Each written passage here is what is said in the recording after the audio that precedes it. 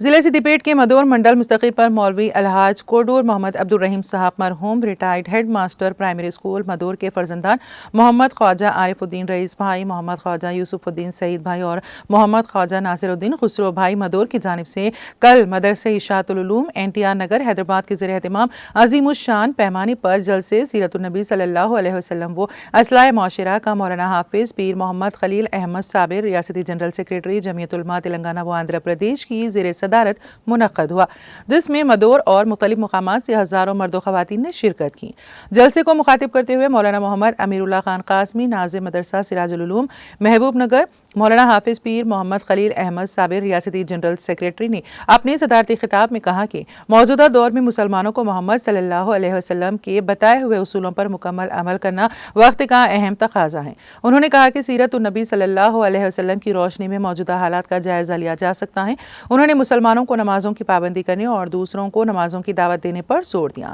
حافظ پیر خلیل احمد صابر نے اپنے خطاب میں سگریٹ نوشی، پان، گٹکا کے استعمال کو ترک کرتے ہوئے اس سے بچنے والی رقم کو اپنے نونہالوں کی تعلیم و تربیت بالخصوص غربا، مساکین اور محتاجوں کی امداد پر خرچ کرنے کا مشورہ دیا۔ اس موقع پر مفتی محمد معراج ابرار قاسمی، مفتی محمد محمود احمد مظاہری قیصر مدوری، مولانا محمد ایوب قاسمی کے علاوہ دیگر علماء کرام نے بھی مخاطب کیا۔